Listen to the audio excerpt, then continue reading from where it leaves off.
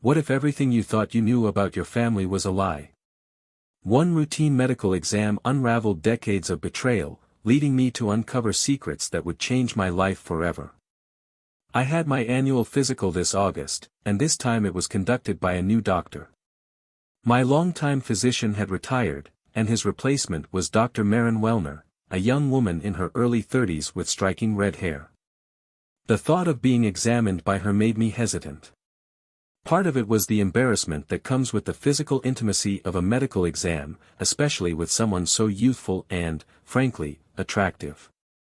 When I arrived, her nurse handled the initial procedures, which helped calm my nerves a bit. He took my blood pressure, conducted an ECG, and ran a quick cognitive test where I had to recall 3 words: a book, an apple, and a table, after a short delay. These were standard practices, yet I found myself more preoccupied with the idea of the examination itself. I couldn't shake the discomfort of being practically undressed in front of someone like Dr. Wellner. When she finally stepped in to conduct the exam, I was bracing myself for embarrassment. But I needn't have worried. My nerves had a way of overriding everything else, leaving no room for any self-conscious reactions. She was professional and kind, and her reassuring smile helped me get through it. When we finished, she said with a light laugh, "I'm sure you're glad that part's over." I smiled back, more relieved than I could express. "Yes, glad. Thank you." The rest of the visit was routine. She went over the results of my blood work, which were excellent, and noted that everything else checked out as well. I was preparing to leave, thinking this had been one of the more uneventful annual exams I'd had, when Dr. Wellner hesitated. She looked at me thoughtfully before asking, "Do you have children, Mr. Miller?" "Yes," I said. "2 boys and a girl." "Why? Have you ever adopted a child?" Her tone was cautious, as though she wasn't sure she should be asking. "No," I replied, frowning. "But why do you ask?" Her face flushed slightly. "Well," she began, "I'm new here, so I reviewed your records before our meeting. And I noticed something unusual, but it doesn't matter. I'm sorry if I've overstepped." She waved her hands as if trying to dismiss her own question. I didn't let it go. "No, doctor. This is my health, my body. You need to explain." She sighed and met my gaze. "Mr. Miller, based on your medical history, you have a condition that makes you infertile. It's something you've had since birth." The words hit me like a thunderclap. "What? That's not possible. Has no one ever told you this before?" she asked gently. "No," I said, my voice barely above a whisper. "Never." My mind was racing. I had 3 children, how could this be true? "I need copies of my medical records," I managed to say, needing proof of what she had just revealed. "Of course," she said quickly. "I'm so sorry. I should have handled this differently." "No, doctor," I said, shaking my head.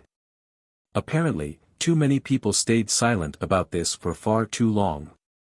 About half an hour later, I left her office with a folder of notes in my hand and a head full of questions I didn't know how to answer.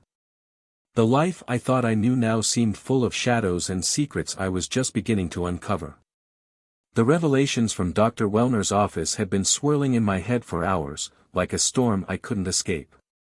I'm 48 years old, married to Melissa for 26 of those years. Together, we've raised 3 incredible children: Brad, 24, who is married and expecting his first child, Mary, 22, a fresh college graduate, and William, 20, currently a junior in college. At least, I thought they were my children. But now, I couldn't stop asking myself the question, who was their real father? As irrational as it seemed, I couldn't fully accept Dr. Wellner's assertion. All 3 kids resembled me. Brad had my nose, Mary shared my smile, and William carried my mannerisms like a reflection. Surely this meant something, right? The thought that they might not be biologically mine felt too alien, too distant to be real. But doubt doesn't need much to grow. When I received the copies of my medical records, I decided to bring them to my office for a closer look. I scanned through them meticulously, trying to make sense of the details, yet nothing seemed to offer clarity. I needed answers, real answers, and for that, I needed help. I remembered Mark Madden, a college friend and now a respected urologist in New York. He was someone I could trust. At least, I hoped so. I dialed his number and left a brief but urgent message. To my relief, Mark called me back within the hour. "This is Mark Madden," he said in his familiar voice. "What's up, Ted? Long time, no see." "Hi, Mark," I replied. "I need your professional advice, but it's delicate. Strict confidentiality is a must." His tone shifted immediately. "You've got it. What's going on?" I hesitated for a moment, then recounted the unsettling conversation with Dr. Wellner.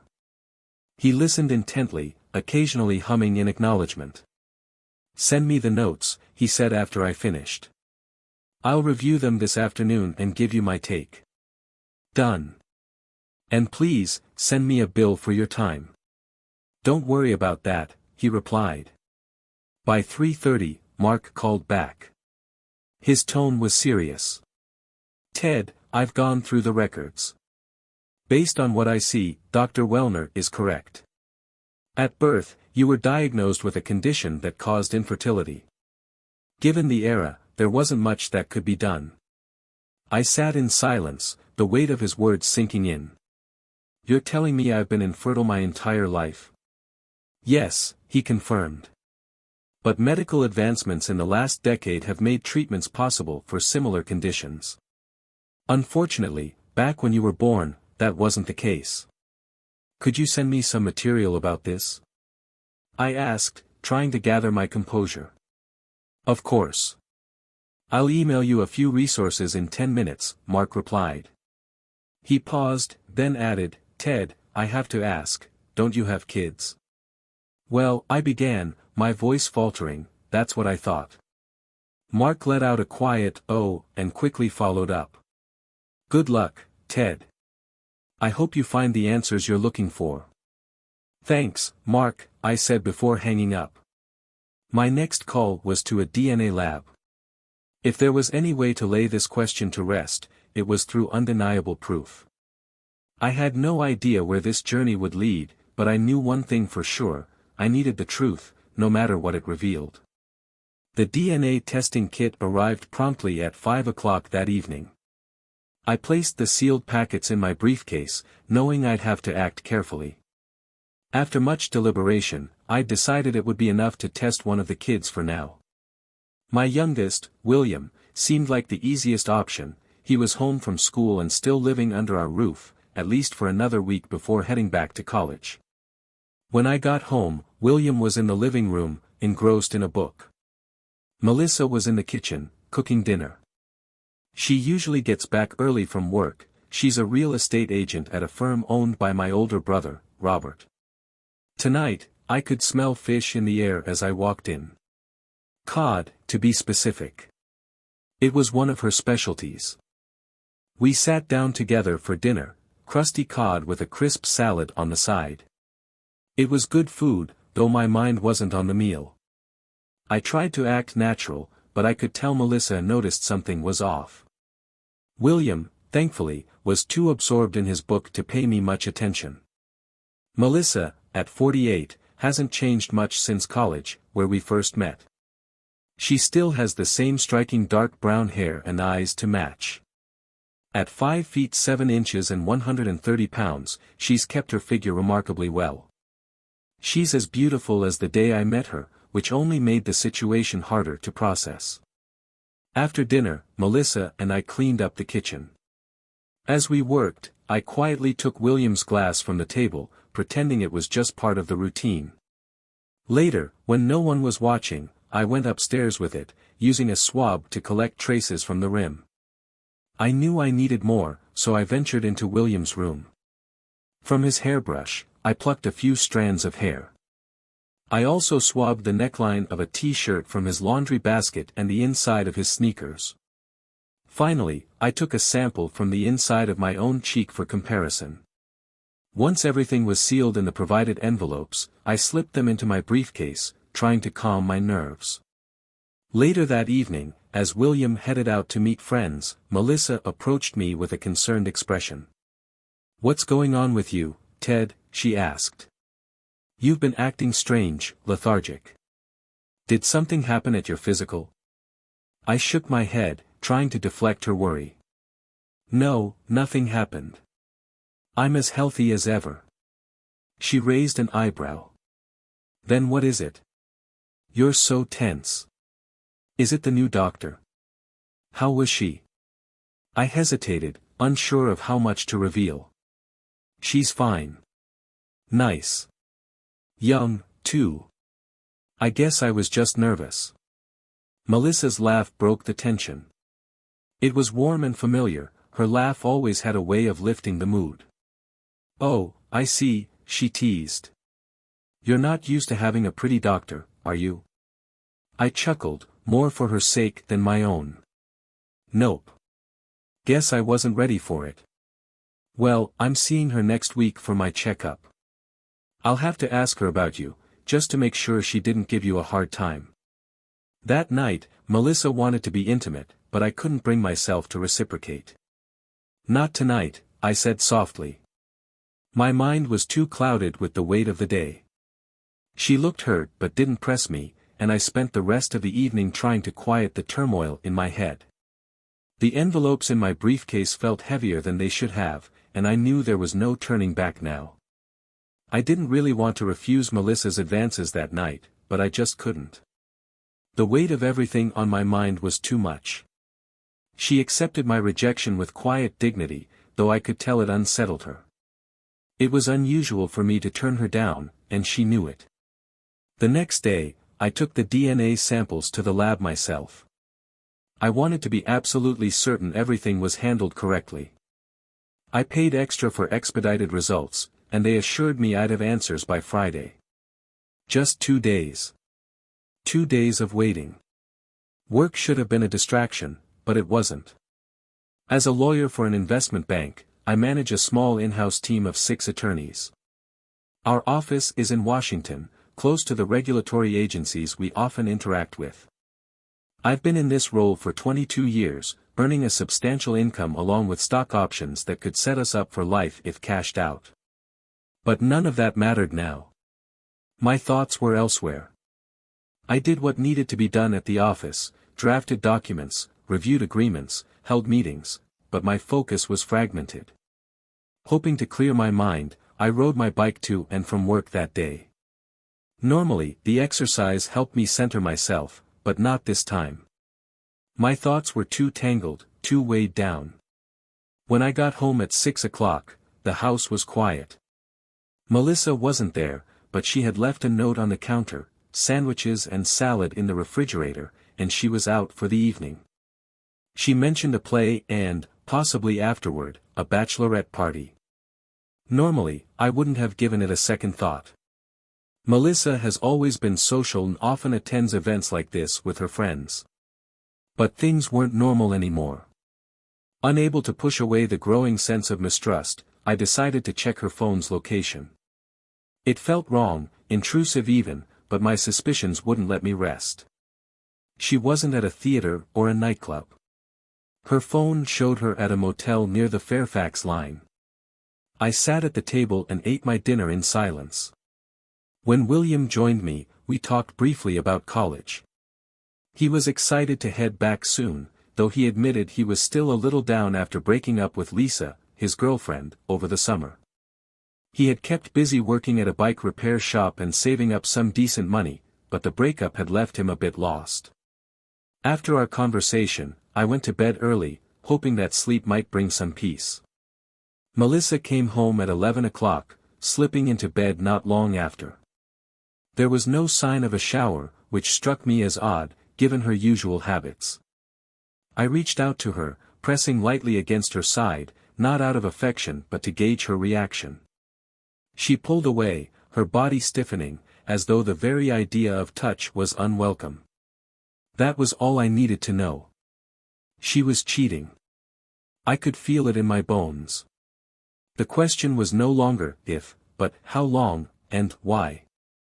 I didn't know who Melissa was cheating with, but at that moment, I wasn't sure I wanted to know. Any thoughts of confronting her, or even attempting to mend things, felt pointless. The next day, I got up early and rode my bike to work again. The cool morning air helped clear my head, if only temporarily. Once at the office, I showered and threw myself into work. It was a hectic morning, and for a few hours, I managed to push everything else to the back of my mind. At 1 o'clock, my phone rang. It was the DNA lab. Mr. Miller, the technician began, her voice careful, almost hesitant. "We've emailed you the full report, but I wanted to call with the results." "Okay," I said, bracing myself. The samples from William matched those of a close family member. Based on the data, his biological father is your brother. The world seemed to tilt. I gripped the edge of my desk to steady myself, but the shock was overwhelming. My brother, Robert. The only brother I had. The man who had been my protector and confidant throughout my childhood. I barely managed a polite thank you before hanging up, the words echoing in my mind. My brother. Robert and I are close in age, he's just 3 years older than me. Growing up, he'd always been the strong, capable one, helping me navigate the challenges of childhood. At 6 feet 0 inches with an athletic build, he was the star athlete in our family. He played basketball at university, not as a standout, but solid enough to make the team. After graduating, he went into real estate and thrived, eventually starting his own successful firm. He married his college sweetheart, Glenda Wilson, and they built a picture-perfect life together. 3 kids, all of whom have graduated college and are thriving in their respective careers. About 4 years ago, Melissa joined Robert's firm. Before that, she'd worked as a teacher, a job she didn't particularly love but found fulfilling at the time. With my income, she didn't need to work, but by then, Will was old enough to manage himself after school, and Melissa said she wanted something more challenging and engaging. At least, that's what she told me. Now, I questioned everything she had ever said. I opened the email from the lab and scanned the report. The science was clear, undeniable. Will wasn't my biological son. He was Robert's. I sat at my desk, trying to make sense of it all. How had this happened? When? Why? I went over the timeline in my head, clinging to the one detail that seemed to connect everything. All 3 of my children were born in late September. Had there been an affair stretching over years? Was it possible that all 3 of my children weren't mine? The thought was unbearable, yet I couldn't dismiss it.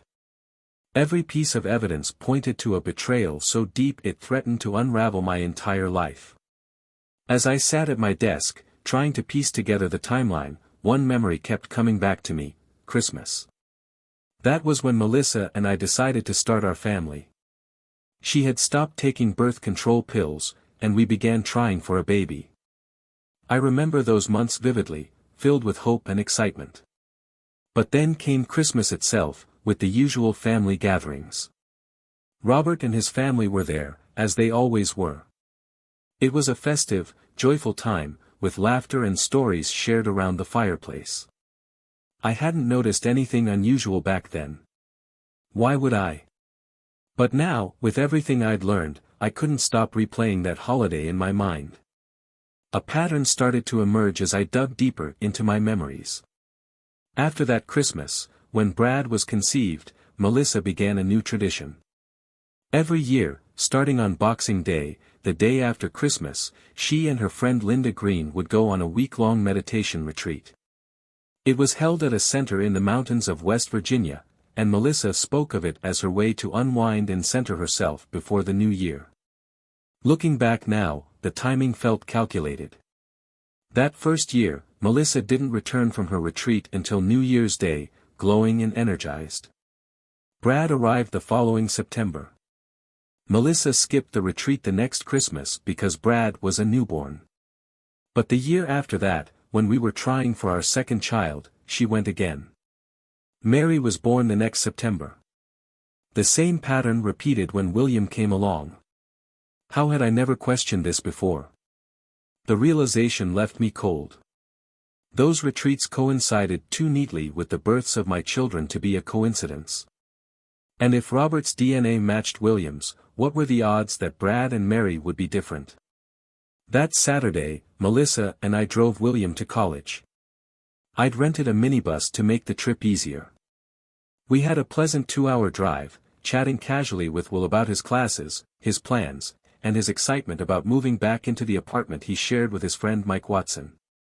We had lunch together after arriving and helped him settle in. The afternoon passed smoothly enough, and when it was time to leave, Melissa and I waved goodbye and headed home. But I couldn't shake my thoughts. I was quiet the entire drive, my mind churning over every detail of the past years. Eventually, Melissa noticed. "You didn't even say 2 words to me," she said, her voice tinged with worry. "What's wrong, Ted?" I took a deep breath. "I have a lot on my mind, Mel. A lot to worry about. But this isn't the time to discuss it." Her brow furrowed. "Is it work? Or the physical? You've been distant ever since your appointment." "It's nothing, Melissa." "Just leave it," I replied, my tone sharper than I intended. When we got home, I went straight to the garage, needing an outlet for the growing storm inside me. My neighbor, Ned, had a small gym set up in his backyard garage, a punching bag, some weights, and a few mats for self-defense practice. I knocked on his door and asked if I could use the space for a while. "Of course," Ned said, taking one look at me and adding, "You seem like you need it." And I did. As I pounded on the bag, I tried to work through the anger, betrayal, and confusion. But no matter how hard I hit, the weight of my suspicions didn't lessen. I wasn't just questioning Melissa anymore. I was questioning everything about my life. That week, I continued my routine sessions with Ned in his backyard gym. We typically trained once a week, practicing self-defense and hitting the heavy bag. But this time, I attacked the bag with a ferocity I hadn't felt before. My fists pounded against the leather, the sound echoing in the enclosed space, as if I could expel the turmoil inside me through sheer force. Ned stood nearby, silently observing. He didn't ask questions, though I knew he could see that something was wrong. After my initial frenzy, I forced myself to slow down, focusing on technique and rhythm. Each punch became more deliberate, but the storm in my mind refused to settle. When I returned home that evening, Melissa met me at the door, her expression a mix of worry and irritation. "Where have you been?" "I've been worried sick." "I went to Ned's," I replied shortly. "Needed to work out a bit. Sorry I didn't call." Melissa sighed but didn't press further. I showered quickly, and we sat down for dinner, though the tension between us was palpable. The next day, Sunday, we tried to enjoy a family outing, a picnic at a nearby park followed by rollerblading. Melissa made an effort to keep the atmosphere light, but I couldn't shake the distance between us.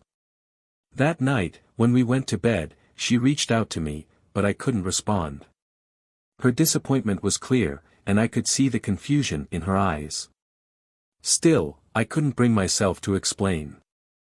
I got up early Monday morning and left for work without a word.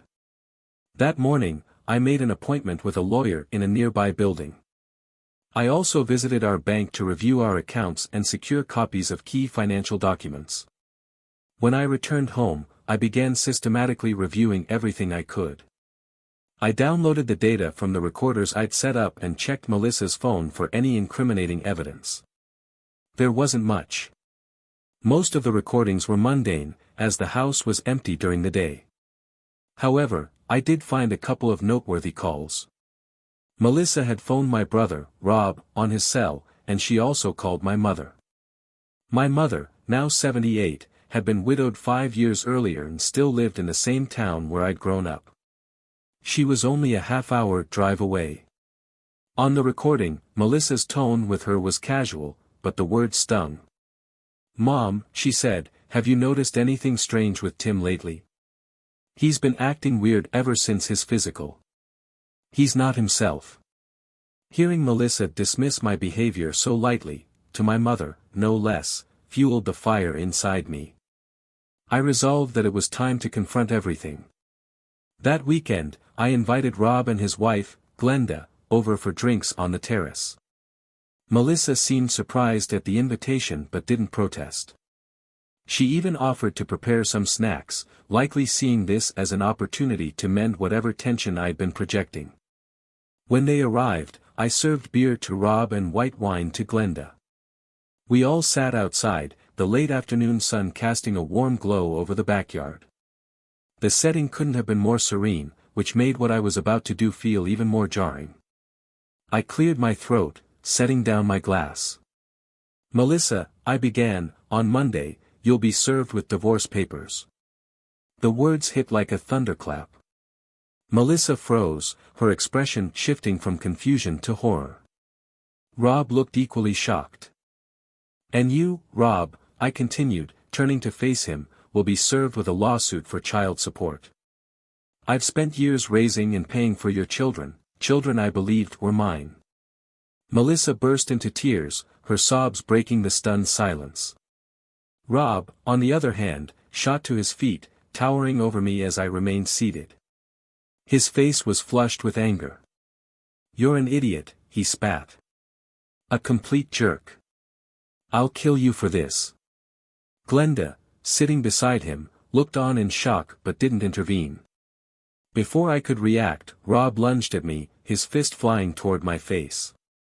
I managed to dodge the blow by leaning back in the chair, but the tension in the air was thick enough to cut.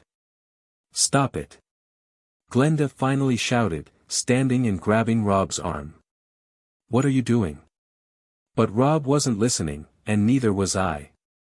The confrontation had only just begun, and the fallout from this moment would be felt for a long time to come. As Rob lunged at me, I stumbled backward, narrowly avoiding his weight. Melissa immediately turned to Glenda, her voice sharp. "Help me with him, Glenda. Come on." For a moment, Glenda simply stood there, as if processing the scene before her. Then, she crossed her arms and shook her head. "No. You two are on your own," she said firmly. "Honestly, I agree with Tim. You've brought this on yourselves." Melissa shot her an angry look but didn't respond. Instead, she focused on dragging Rob over to the couch on the patio. His fury seemed to dissipate slightly as Melissa half-carried him inside, disappearing into the kitchen. I turned to Glenda, still reeling from the confrontation. "So, you didn't know?" She sighed heavily. "No. Not with Melissa. I've had my suspicions about Rob over the years, but I didn't think it was her. I always thought he might be involved with someone else, maybe a fling here and there. But with Melissa?" She trailed off, shaking her head. "That's a whole new level. Do you think they're still together?" I asked, the question hanging in the air like a weight. Glenda hesitated. "Maybe. Knowing Rob, though, it wouldn't surprise me if there were others." The conversation drifted to practical matters after that. We discussed what would come next, who would live where, and how the money would be divided. I mentioned that I was on a waiting list for an apartment near my office, though I planned to stay in the house for now. Glenda, on the other hand, was already set on changing the locks at her home. "I need to protect myself," she said resolutely. Later, as the evening wound down, Glenda decided to head upstairs to the guest room. I followed to make sure everything was in order. After showing her the towels and setting out a toothbrush, she paused in the doorway. "I've always liked you, Tim," she said quietly. "Never liked Melissa much, though. She always acted like I was beneath her, like I didn't measure up. Guess I know why now." Her words hung in the air as she closed the door behind her. The next morning, the tension still lingered. Melissa's phone pinged with a location update, showing that she was at Cambria Hospital. My stomach churned as I debated what to do. Finally, I called the hospital to check if Rob was there. The receptionist confirmed it, he'd been admitted. I told Glenda, who decided to head back to her home to change the locks immediately. "I'm done with this," she said. "I can't stay here any longer." I offered to help.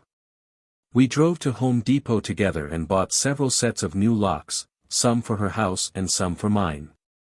I spent the morning installing them, securing her home before giving her the new keys. Before I left, I couldn't help but feel a pang of sympathy for her. "If you need anything, let me know," I said. She nodded, her face softening. "I'll be okay." "Thanks, Tim." That afternoon, I returned home and found myself on edge. Melissa was still out, and the house was unusually quiet. At some point, Glenda dropped by, bringing a plate of food she'd made. "Thought you could use a home-cooked meal," she said with a small smile. We sat on the back patio, talking about everything and nothing. At one point, Glenda stepped back inside, leaving me to finish my meal alone. A moment later, she reappeared, motioning for me to follow her. As I stood, she whispered in passing, "This is important. Be ready." When I reached the patio, a man was waiting there, a private investigator. Glenda had contacted him earlier to help document everything for potential legal action. The investigator introduced himself and placed a small recording device on the table. "Tell me everything," he said. "Start from the beginning." I hesitated for a moment, then nodded. If there was ever a time to set the record straight, it was now. The evening started uneventfully, with Glenda and me walking back toward her house after wrapping up a few errands. As we approached her front door, the private investigator was just leaving. He turned briefly, nodded, and said, "I hope you two have a good evening." Then he got into his car and drove away. Glenda closed the door behind us and stood in the entryway, looking at me. Her head tilted slightly to the side, her expression soft but unmistakable. "There's a salad in the fridge if you're hungry," she said in a tone that left no room for doubt about what she wanted. I don't know how women manage to convey so much with so little, but in that moment, I couldn't resist her. I kissed her, and that was all it took. The evening unfolded in a way neither of us had planned but both seemed to need. The next morning, Sunday, we had breakfast together, though our conversation was heavy with the weight of what had happened and the unresolved chaos with our spouses. Neither of us were churchgoers, so the morning passed quietly. At some point, curiosity got the better of me. I checked the location of Melissa's phone. She was at my mother's house. That realization hit me like a fresh wound, stirring memories and questions I'd been avoiding. My mother had always been close to Melissa, far closer than I had realized. Could she have known about the betrayal? Worse, could she have played a role in keeping me in the dark? When I mentioned this to Glenda, she hesitated. "I'm not sure what to make of any of this," she said softly. "It's a lot to take in. But if you feel like talking to her will help, then maybe you should." I nodded, still unsure of how to approach the conversation. Later that day, I decided to confront Melissa at my mother's house. When I arrived, I was immediately struck by the tension in the room. Melissa was sitting with my mother, both of them deep in conversation. When I entered, my mother looked up with a mixture of relief and dread. "Tim," she began, her voice trembling, "please, don't make this worse than it already is." Melissa, on the other hand, seemed defensive. "I've been trying to explain everything to her," she said, her tone sharp. "You've explained enough," I said, keeping my voice even. "It's time for honesty." Melissa stood abruptly, but before she could leave the room, I stepped in front of her. "No," I said firmly. "We're not avoiding this anymore." At that moment, my mother burst into tears. "What have I done?" she sobbed. "My God, what have I done?" Her reaction caught me off guard. I turned to her, confused. "What are you talking about?" Through her tears, she confessed that she had suspected something for years but never confronted Melissa or Rob. "I thought it was best to stay out of it," she said. "I told myself it wasn't my place." Glenda's voice was calm but firm. "Secrets and lies only lead to more secrets and lies," she said. "If you'd told Tim the truth from the beginning, things might have been different." Melissa shook her head, her expression a mix of guilt and defiance. "If I'd told him, none of our children would exist," she said. "Maybe Shirley," she gestured to my mother, "wasn't so wrong after all." I felt a wave of anger and sadness wash over me. "Melissa, were you looking forward to those moments with Rob?" "Yes," she said after a long pause. "He's a good man." Glenda couldn't hide her disgust. "What about me?" she asked bitterly. "You lied to me, Melissa. You mocked my marriage while you betrayed your own." Melissa's face fell, and she whispered, "Nobody needed to know. It didn't change anything. None of you knew until now." Glenda frowned, her voice rising. "You're wrong. It changed everything. You robbed us of trust and respect. I wouldn't have agreed to this back then, and I sure as hell don't agree with it now." The room fell into a heavy silence until my mother spoke again, her voice barely audible. "I thought I was protecting you, Tim," she said. "But now I see. I've only made it worse. I should have told you." "Yes," Glenda said quietly. "Secrets like this ruin lives. They don't protect anyone." Melissa looked at me with a strange mix of sadness and resolve. "So, what now?" she asked. I didn't have an answer, not yet. But I knew one thing for certain: the truth had shattered the foundation of everything I thought I knew. And picking up the pieces would be a long, painful process. I turned to Melissa, my voice trembling with a mix of anger and sorrow. "You're missing the point, Mel. You, Rob, and even my own mother schemed, plotted, and betrayed me. Looking back, my entire life feels like a carefully crafted lie, a false facade. You stole my life from me." The weight of my words hung heavy in the room. Melissa opened her mouth to respond but said nothing. I sank into a chair, overwhelmed by the enormity of it all. "But despite everything," I continued after a long pause, "the kids, they're mine. They will always be the ones I raised and loved." Later that evening, I sent an email to Brad, Mary, and William, asking them to call me. I needed to hear their voices, to tell them the truth from me before they heard it from anyone else. About an hour later, my phone rang. It was Mary. "Dad," she said, her voice tinged with worry, "are you okay? Will and Brad got your message too, and we're all worried about you. What's going on?" Hearing her voice broke me. "Mary," I began, "I love you. I've always loved you and always will. But there's something I need to tell you." I explained as gently as I could, my voice cracking as I laid bare the truth of the past few weeks. Mary listened silently until I finished. Then, after a long pause, she spoke. "Dad, none of that changes how we feel about you. You're my father, always have been, always will be. You're the one who raised us, taught us, and loved us. That's what matters." Tears streamed down my face. "Thank you, Mary. That means more to me than you'll ever know. But, Dad," she continued hesitantly, "I don't know what to do with Mom and Grandma. How could they do this? How could they let this happen? Grandma thought she was helping me," I admitted, "but she was wrong. Melissa. I don't know. I don't think I'll ever fully understand her choices."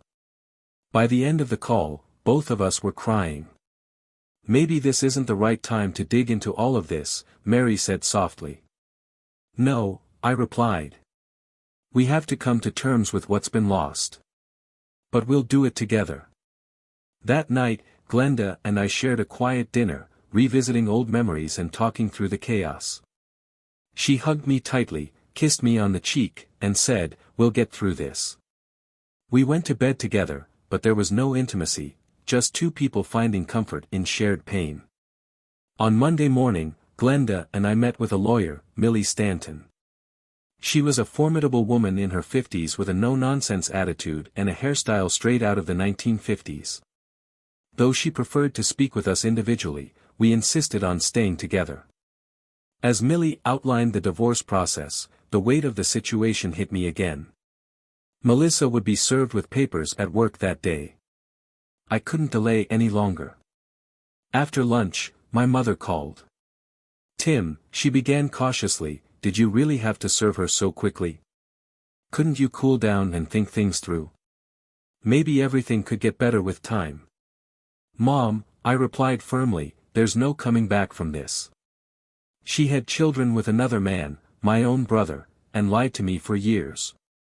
An apology won't fix this, and I don't even believe she's sorry. This was deliberate, and it's unforgivable." My mother sighed heavily on the other end of the line. "I just hoped." "I know, Mom. But this is the only way forward for me." That evening, Melissa returned home briefly to pack a few things. I stayed in the living room while she gathered her belongings. Before she left, she turned to me. "There's nothing I can say that will make up for what I've done," she said, her voice low and strained. "You're right," I replied, looking her in the eyes. "There's nothing you can say. And I don't believe you're sorry." Without another word, she walked out the door and drove away. The next day, Glenda stayed by Rob's side at the hospital as he underwent surgery. I couldn't bring myself to visit.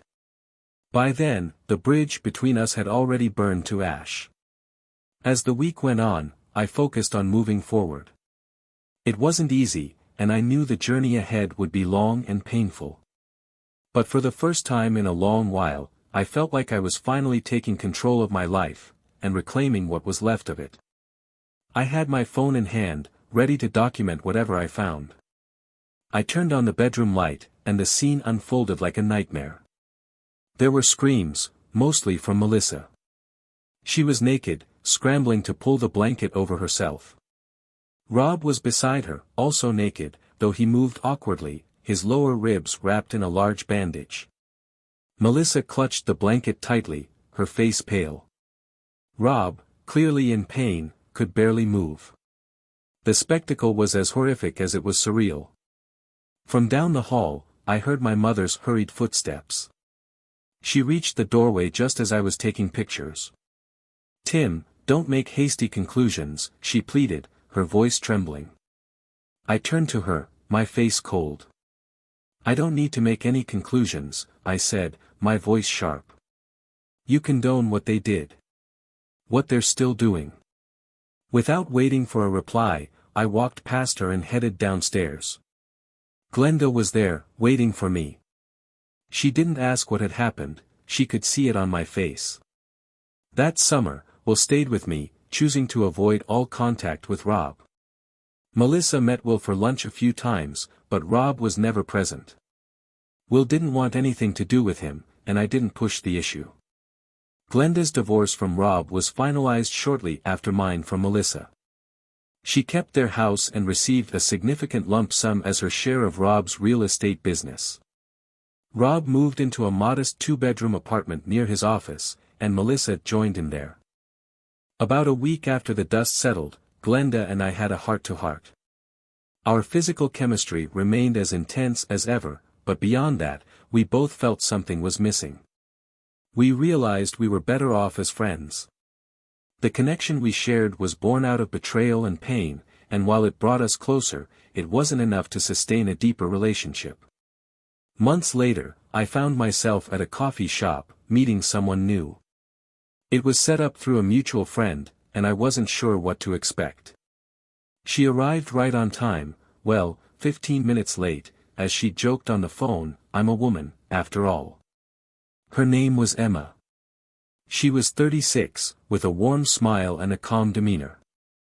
She shared that she had a school-aged son and had recently moved to the area after leaving her husband on the West Coast. We spent nearly 2 hours talking, the conversation flowing effortlessly. By the time the cafe closed, she knew my story, medical history, family drama, and all. And for the first time in a long while, I felt a glimmer of hope. 2 weeks later, Emma visited me at the bungalow I'd moved into after the divorce. It was small, 2 bedrooms, a mile from the gym, but it felt like home. Slowly, we began building something new, something rooted in honesty and understanding. Life continued, with its ups and downs. I maintained a cordial relationship with Melissa for the sake of the kids, though I never truly forgave her, or my mother. When Thomas, my first grandchild, was born, Melissa was ecstatic. I let her spend time with him, knowing it wasn't about me anymore but about building something better for the next generation. My mother, though strained in her relationship with me, also adored Thomas and saw him regularly before her passing. She died in June of this year, and the memorial service was a quiet, reflective affair. Rob attended, keeping his distance from me, as he always did. Our fractured family had come full circle, scarred but still connected in a way only family can be. Through it all, I've learned one undeniable truth: life doesn't stop for betrayal or heartbreak. It keeps moving, leaving you to decide whether to stay buried in the past or step forward into what comes next.